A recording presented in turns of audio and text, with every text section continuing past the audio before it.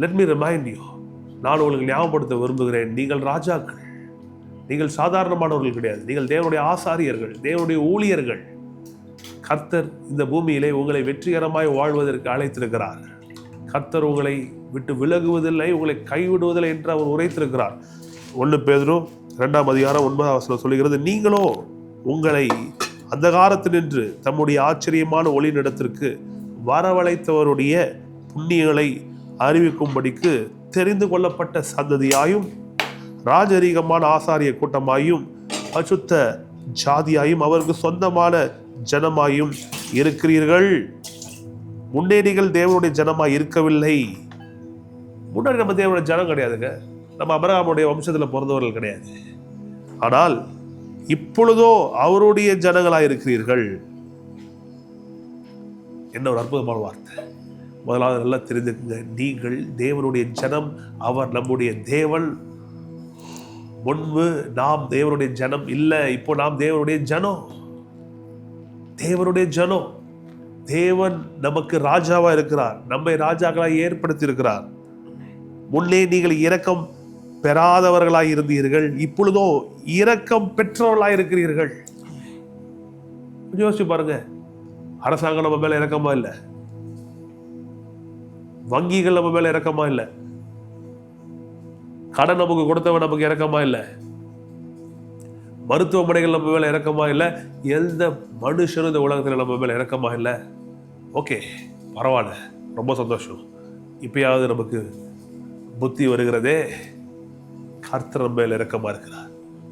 முன் நாம் இரக்கம் பெறாதவர்களா இருந்தோம், அந்நியர்களா இருந்தோம், கர்த்தருடைய ஆசீர்வாதங்களுக்கும் நமக்கு தொடர்பே கிடையாது. ஆனால் இப்பொழுது நீங்கள் மீட்கப்பட்டதுனாலே, ரட்சிக்கப்பட்டதுனாலே, இயேசுவின் இரத்தத்தால கழுவப்பட்டிருக்கிறதுபடினாலே நீங்கள் தேவனுடைய பாருங்க 9 ஆரம்பிக்கிறது, நீங்களோ பார்த்து கொண்டிருக்கிற உங்களை பார்த்து தேவ ஆவியானவர் சொல்லுகிறார், நீங்களோ உங்களை அந்தகாரத்தில் நின்று, பிட்ச் டார்க், இருள் மட்டும் இல்லை, அந்தகார இருளிலிருந்து தம்முடைய ஒளிக்கு ஆச்சரியமான ஒளி நிலத்திற்கு வரவழைத்தவருடைய புண்ணியங்கள்.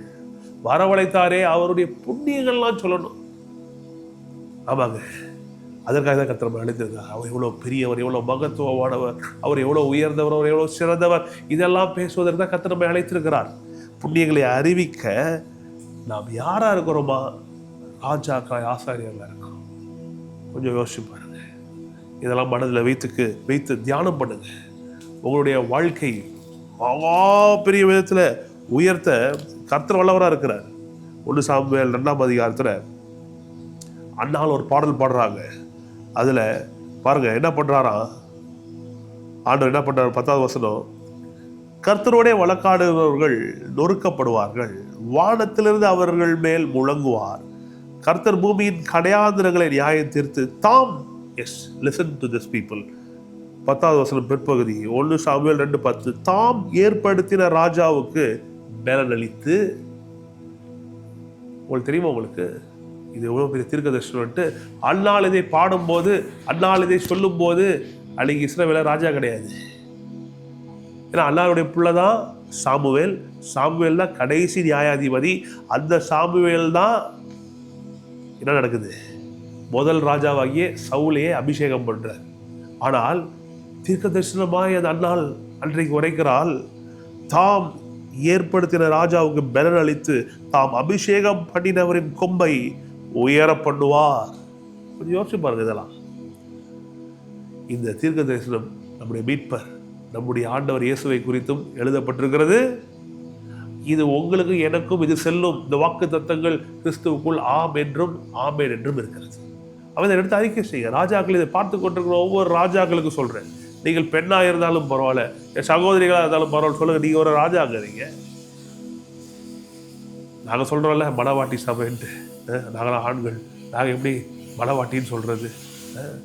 அது மாதிரி நீங்களும் சொல்லுங்க, நீங்க ராஜா, தப்பு கிடையாது. ஆண்கள்லாம் சொல்றோம்ல நாங்க மனவாட்டி, ஆண்டவருடைய மனவாட்டின்னு. அப்போ இங்கே முக்கியமானது என்னன்னா, நீங்க விசுவாசிக்கணும். ஆணா இருந்தாலும் சரி, பெண்ணா இருந்தாலும் சரி, நீங்கள் ராஜாக்கள். கர்த்தர் என்ன பண்றாரு? இதை பார்க்கிற ஒவ்வொருவருக்கும் ஒரு அபிஷேகத்தை கொடுத்திருக்காரு. ராஜா, நீங்க ஏழையா இருந்தாலும் நீங்க ராஜா, கடன்ல இருந்தாலும் நீங்க ராஜாங்க. நீங்க ஐயோ என்னங்க எனக்கு நாளைக்கு செலவு பண்ணுறதுக்கு காசே இல்லை, இன்னைக்கு நானே தரித்திரத்தில் இருக்கேன். நீங்கள் ராஜா, அதை முதல் அறிந்து கொள்ளுங்க. அறிந்து கொண்டு சொல்லுங்க, கர்த்தர் என்ன பண்றாரு, தாம் ஏற்படுத்தின ராஜாவுக்கு பலன் தராரு. ரொம்ப முக்கியம். கர்த்தர் போய் ராஜாவை ஏற்படுத்திட்டார். அடுத்தது என்ன பண்றாருன்னா ஸ்ட்ரெங்தன் பண்றாரு.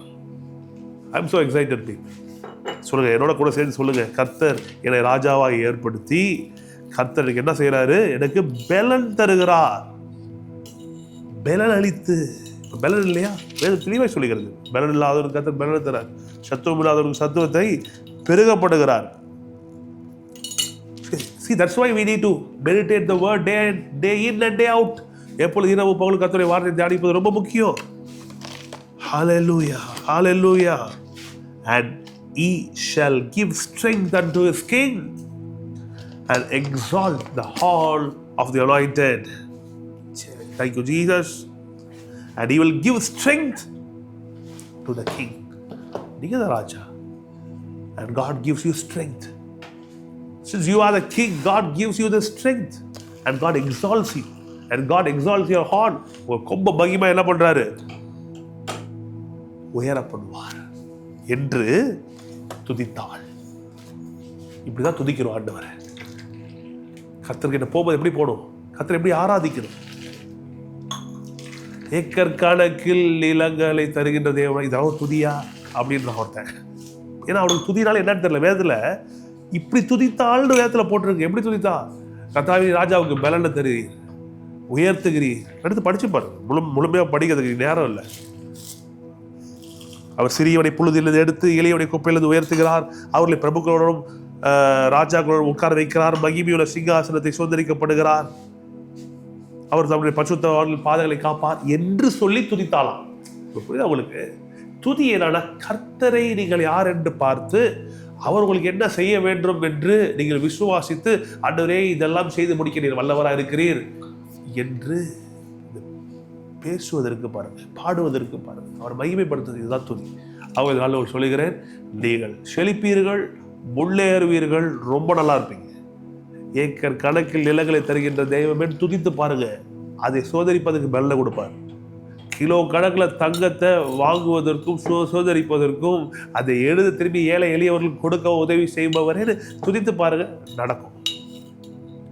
இதெல்லாம் என்னடா அப்படின்னு நினைச்சீங்கன்னா நடக்காது. அவங்களை உற்சாகப்படுத்துகிறேன். இந்த ஃபினான்ஷியல் ஃப்ரீடம் ஃப்ரைடே அன்றைக்கு நான் உங்களை உற்சாகப்படுத்தி சொல்லுகிறேன். ஒவ்வொரு வெள்ளிக்கிழமையும் உற்சாகம் ஊட்டுகிற கடவுளுடைய வார்த்தைகள் வரப்போகிறது. Just for 10 to 15 minutes, that's all. But it's going to build your lives, people.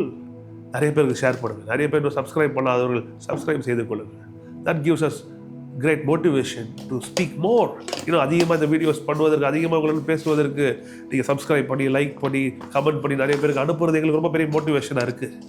So இந்த வார்த்தைகள் உங்களுக்கு உதவி செய்யும் என்று நான் விசுவாசிக்கிறேன். Take care.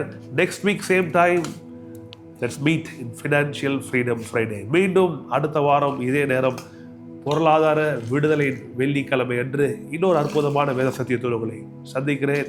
உங்களிடமிருந்து விடைபெறுவது உங்கள் Thomas Prithvi. God bless you people. Love you so much.